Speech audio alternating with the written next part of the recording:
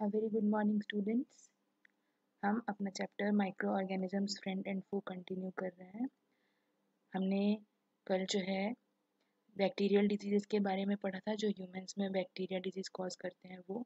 आज हम बात करेंगे ह्यूमंस में वायरस और प्रोटोजोआ की वजह से कौन सी डिजीज़ होती हैं। So let's begin. So beginning with the disease caused by virus में फर्स्ट डिजीज़ है मीजल्स। मीजल्स जो है इसको हिंदी में खसरा कहते हैं, और ये जो इसका ऑर्गेनिज्म है वो है rubeola virus. Mode of infection is by inhalation of infected droplets present in air from an infected person to a healthy person. Symptoms होते हैं हाई फीवर और आंखें बहुत लाल हो जाती हैं।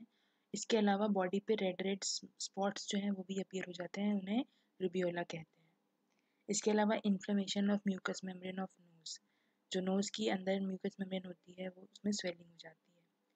प्रिवेंशन कैसे हो सकता है? वैक्सीनेशन होता है मीजल्स का, और उसके अलावा अगर किसी को हो गया है मीजल्स तो उसको दूसरों से अलग कंप्लीट आइसोलेशन में रखा जाए ताकि वो और स्प्रेड ना हो।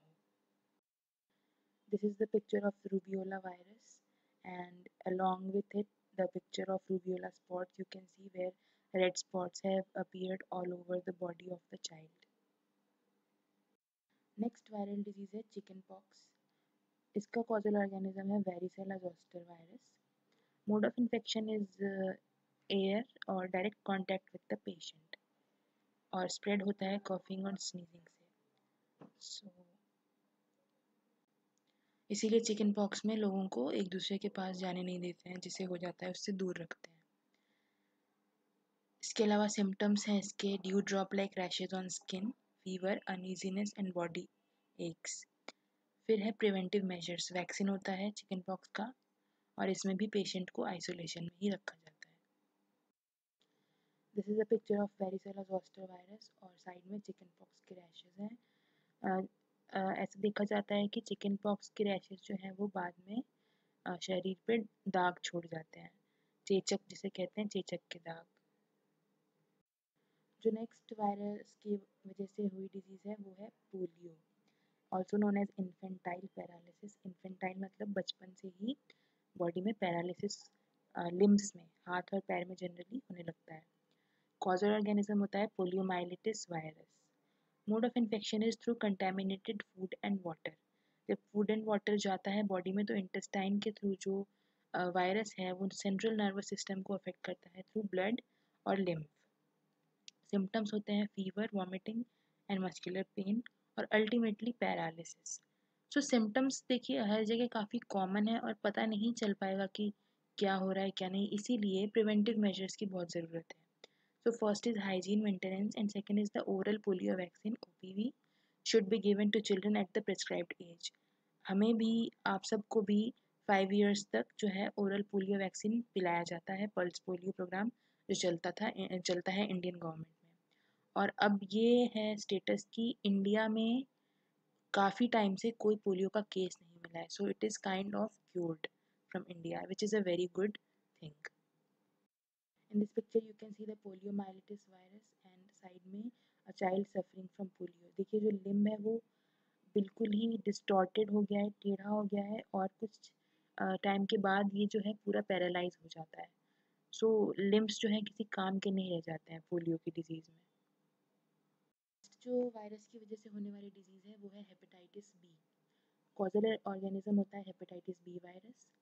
मोड ऑफ इन्फेक्शन होता है इन्फेक्टेड बॉडी सिक्रीशंस, जैसे कि स्वेट, सलाइवा एंड टीयर्स, और इन्फेक्टेड ब्लड के थ्रू। अगर ये एक इन्फेक्टेड से दूसरे में ऐसे ट्रांसमिट हो जाए ये सिक्रीशंस तो वायरस जो है वो भी ट्रांसफ़र हो जाता है।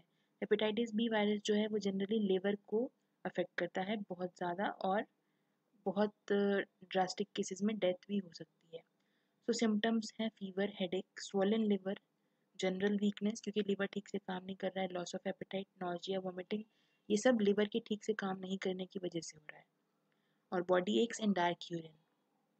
देन प्रिवेंटिव मेजर्स क्या हो सकते हैं?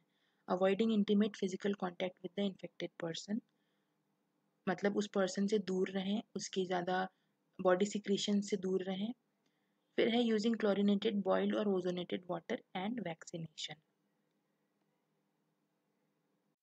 Here you can see a picture of the hepatitis B virus and a picture of the liver getting affected by the hepatitis B virus. Then last जो disease की बात करेंगे that is caused by protozoa. Protozoa जो हैं वो bacteria और virus से अलग होते हैं. They are eukaryotic but single cell के होते हैं. मतलब इनमें ट्रू न्यूक्लियस होता है बट ये सिर्फ एक ही सेल के बने होते हैं. सो जो main disease caused by protozoa है ह्यूमंस में that is malaria. Malaria is a very deadly disease और बहुत ज़्यादा फैला हुआ है ये जनरली साउथ एशिया और अफ्रीकन कंट्रीज़ में. मतलब बहुत ज़्यादा डेथ्स होती हैं मलेरिया की वजह से आज भी. कॉजल ऑर्गेनिज्म जो है वो है plasmodium. It is a protozoan. इसका मोड ऑफ इन्फेक्शन है bite of an insect vector that is female anopheles mosquito. जो फीमेल एनोफिलीज मस्कीटो होती है उसके ही सलाइवरी ग्लैंड्स में प्लाज्मोडियम प्रेजेंट होता है. तो जब ये फीमेल एनोफिलीज मस्कीटो किसी दूसरे ह्यूमन बींग को बाइट करती है तो उसके सलाइवरी ग्लैंड से ये प्लाज्मोडियम उस दूसरे ह्यूमन बींग की बॉडी में ट्रांसफ़र हो जाते हैं. The symptoms for malaria are headache, nausea, muscular pain, high fever with sweating and shivering. Preventive measures क्या हो सकते हैं? Using mosquito nets and repellents, spraying insecticides, sprinkling kerosene on stagnant water and not letting water stand stagnant. This is a picture of Plasmodium. It mainly travels through blood and also affects the liver. And below it you can see the female Anopheles mosquito which is biting the human being and transferring the Plasmodium to the body. So that was all for today's lesson. Thank you and stay safe.